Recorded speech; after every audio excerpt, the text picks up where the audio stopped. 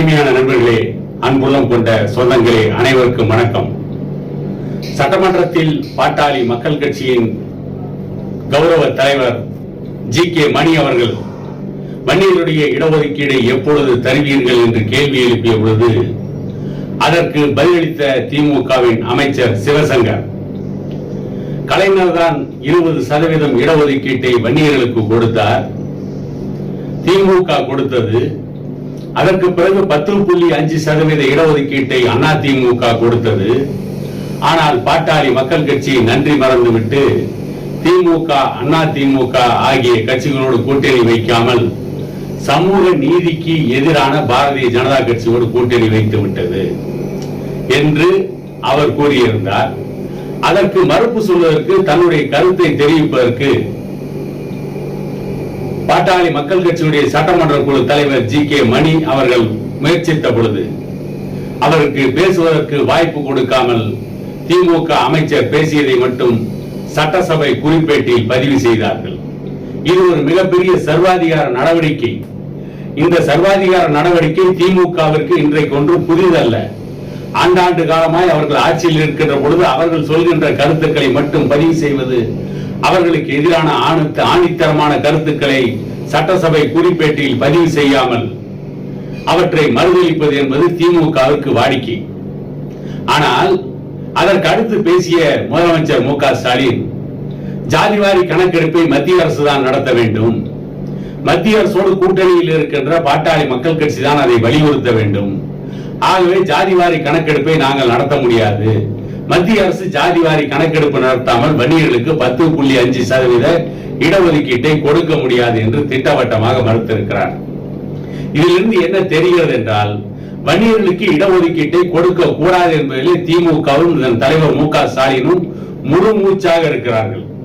வன்னியர்களுக்கு கொடுத்து விடக் கூடாது என்பதிலே உறுதியாக இருக்கிறார்கள். ஆனால் இது ஒரு வேடிக்கை என்னவென்றால், இதே மு.க. ஸ்டாலின் அவர்கள் தான் இதற்கு முன்பு நடைபெற்ற விக்கிரவாண்டி தொகுதி இடைத்தேர்தலில் நாங்கள் ஆட்சிக்கு வந்தால் வன்னியர்களுக்கு உள் ஒதுக்கீடு கொடுப்போம் என்று சொன்னார்கள்.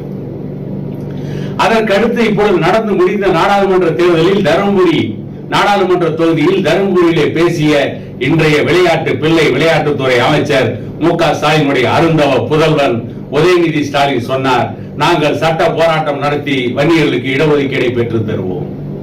சட்ட போராட்டமும் நடத்தவில்லை, மக்கள் போராட்டம் நடத்தவில்லை, கடைசியில் சட்டமன்றத்தில் வன்னியர்களுக்கான இடஒதுக்கீட்டுக்காக பேசுவதற்கு கூட அனுமதி தரவில்லை.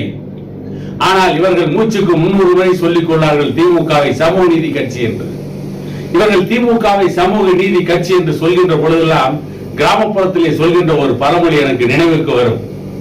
நாய்க்கு பேர் முத்துமாலை, விளக்கு மாத்து கொண்டைக்கு பட்டு குஞ்சம். இதுதான் திமுகவின் நிலைமை. வன்னியர்களுக்கான இடஒதுக்கீட்டை ஏதோ இவர்கள் வாரி வழங்கியதை போல சொல்கிறார்கள். 1967 திமுக ஆட்சிக்கு வந்தது. 1977 வரை திமுக ஆட்சியில் இருந்தது. கிட்டத்தட்ட ஓராண்டுகளுக்கு மேல் மட்டுமே அண்ணா முதலமைச்சராக இருந்தார். அதற்கு பின்பு 1977 வரை முதலமைச்சராக இருந்தவர் இன்றைய முதலமைச்சர் மு.க. ஸ்டாலினுடைய தந்தை கலைஞர் கருணாநிதி அவர்கள். வன்னியர்கள் மீது அவ்வளவு அக்கறை இருந்தார். 1967 இருந்து 1977 வரை ஆட்சியில் இருந்த கலைஞர் கருணாநிதி அன்று கொடுத்திருந்தால் திமுக கொடுத்தது என்று ஒப்புக்கொள்ளலாம்.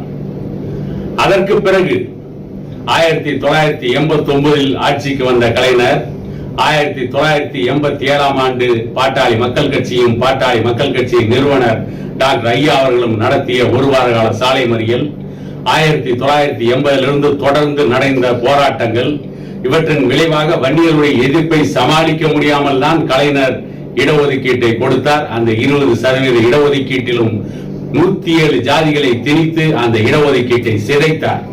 இதுதான் வரலாறு. 1977 இருந்து 87 வரை ஆட்சியிலே இருந்த 88 வரை தொடர்ந்த அதிமுக எம்ஜிஆர் தலைமையில் இருந்த பொழுதும் வன்னியர்களுக்கான இடஒதுக்கீட்டை கொடுக்கவில்லை. பாட்டாளி மக்கள் கட்சி போராடியதற்கு பிறகு, வன்னியர் சங்கம் போராடியதற்கு பிறகுதான் இவர்களுக்கான இடஒதுக்கீடு கொடுக்கப்பட்டது. ஆனால் இன்றைக்கு மாறுதட்டிக் கொள்கிறார்கள், நாங்கள் தான் இடஒதுக்கீட்டை கொடுத்தோம் என்று. இடஒதுக்கீடு கொடுக்கப்பட்டதல்ல, பாட்டாளி மக்கள் கட்சியின் நிறுவனர் டாக்டர் ஐயா அவர்களும் வன்னியர் சமூகமும் போராடி பெற்றது. இந்தியாவிற்கு வெள்ளைக்காரன் சுதந்திரம் கொடுத்து விடவில்லை, இந்திய மக்கள் போராடித்தான் சுதந்திரத்தை பெற்றார்கள். அதை போல இந்த இடஒதுக்கீடு போராடி பெற்றதுதான். 1987க்கு பிறகு 89 கலைஞர், அதுக்கு அடுத்து 96 2011 வரை திமுக ஆட்சி செய்தது. 91 96 வரை ஜெயலலிதா தமிழகத்திலே முதலமைச்சராக ஆட்சி நடத்தினார். 2011 2021 வரை அதிமுக ஆட்சி. ஜெயலலிதா மரணத்திற்கு பிறகு எடப்பாடி பழனிசாமி. இத்தனை ஆண்டு காலம் வன்னியர்களுக்கு இடஒதுக்கீடு கொடுக்காமல் திமுக அதிமுக ஆகிய கட்சிகள் மறுத்துவிட்டு 2021 ஆண்டு ஆட்சி முடிய போகின்ற நேரத்தில் பாட்டாளி மக்கள் கட்சியின் தலைவர் டாக்டர் ஐயாவுடைய நெருக்கடி, பாமக நடத்திய போராட்டம், வன்னியர் சமூகத்தின் எழுச்சி, இவற்றிற்கெல்லாம் அடிபணிந்து 10.5% இடஒதுக்கீட்டை கொடுத்து அதையும் நீதிமன்றத்திலே கெடுத்தார்கள். இல்லாத இடஒதுக்கீட்டை கொடுத்ததாக அதிமுக சொல்லிக் கொள்கிறது. வன்னியர் சமூகம் போராடி பெற்ற இடஒதுக்கீட்டை கொடுத்ததாக திமுக மாய்மாலம் செய்கிறது. இப்படி பொய்யான கூற்றுக்களை பேசி பாட்டாளி மக்கள் கட்சி பாரதிய ஜனதா கட்சியோடு கூட்டணி வைத்ததை விமர்சனம் செய்கிறார் திமுகவுடைய அமைச்சர் சிவசங்கர்.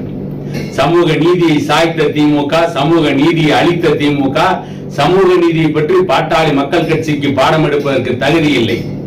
ஆகவே இந்த திமுகவாகட்டும் அதிமுகவாகட்டும் வன்னியர்களுக்கு இடஒதுக்கீட்டை கொடுக்க மாட்டார்கள், கெடுப்பார்கள்.